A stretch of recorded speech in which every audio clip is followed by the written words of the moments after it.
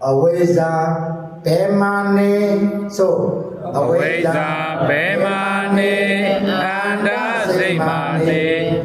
Dana Zemai Memu Tengara Gobyu Dubyu Milo Wenyandwe Nayo Engoswe Adi Shawwe Madaga Gonga Dazena Ayo Shawbo Wezondo Daga Bauga Myo Pola Lire Ayo Mya Gonga Dukanza Kanza Milo Nete Yang Kanza Nabaruya Vedana So Kanza Milo Neta Pya Swela Upada Upada Do Jimuka Dweda Yebu Kamyu Mido Yonambo Sadi Amano Yona Ote So Now So Gaundalo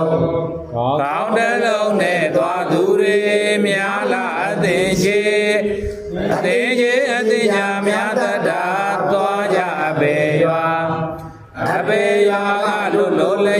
Wibatana Nyango Se Nyanse Bada Anada Diya Mamocha Anada Miele Ada Se Piwe Neiban We Neiban We Gabema Mocha Lumi Igambaအဲ့ဒါအင်္ဂါ12ပါးကိုပြတဲ့လင်္ကာပြဆရာတော်ဥပ္ပတိတလို့ဆိုတယ်လေပြနော်အဲ့ဒီလင်္ကာတစ်ပုဒ်ထဲနဲ့တဏှာကြီးပြအောင်ရှင်းသွားနော်ဆရာတော်ဥပ္ပတိတစတိတ်လေးဝယ်လာဟုတ်လားစတိတ်မှာကာလတန်ကြီးဆိုရင်ဘိုးတော်1000တောင်း1000ပေါ့ဘောက်ဆက်သေးဆိုရင်2000ခွဲလောက်ဆိုပေးရမယ်နော်3000ပေါ့9000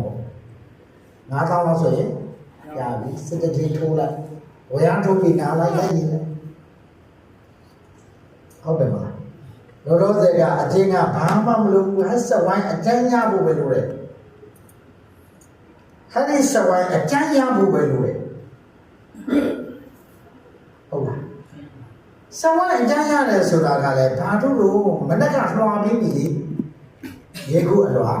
အခုအင်္ဂါSanaba Matimu Jau Thea Lo Thea Lo Da Dukha Yau Dukha Yau Do Anidwe Do Abibao Sakale Dukha Yau Aweza Thengara Ka Ajau Khana Ngāပါးက Chu တဏှာဥပါဒံကံကအကြောင်းနောက်ထပ်ခန္ဓာ၅ပါးက Chu အင်္ဂါ12ပါးကိုပေါင်းလိုက်ရင်အကြောင်းနဲ့ Chu ဘယ်နှခုအဝိဇ္ဇာကပရိစ္ဆာသင်္ခါရကသမောပါမသိတဲ့အဝိဇ္ဇာအကြောင်းကတော့သစ္စာကလည်းမသိဘူးဒိဋ္ဌိကလည်းမခွာဘူးဝိပဿနာကလည်းမဆိုင်နိုင်တော့ဒါနသီလသမထဆိုတဲ့ကံပေါ်မှာဉာဏ်မစင်တော့လူကဏနကဏအပေခဏ၅ပါးရတော့ဘာသစ္စာ Dukha Thissa အဝိဇ္ဇာပစ္စယ Thengara သင်္ခါရပစ္စယ Vinyana ဝိညာဏပစ္စယ Nama Rupa နာမရူပပစ္စယ Tala Yarana သလယရဏပစ္စယ Tato ဘာသာပစ္စယ Vedana ဟုတ်ပြီသင်္ခါရပစ္စယဝိညာဏဆိုတာပရိသတ်တဲ့ဝိညာဉ်ကိုပြောတာဟုတ်ပြီခန္ဓာ၅ပါးကိုတွေ့ရပေါင်းလိုက်ရင်ယုံနဲ့ခန္ဓာ၅ပါးဘာတွေပါလဲဘောင်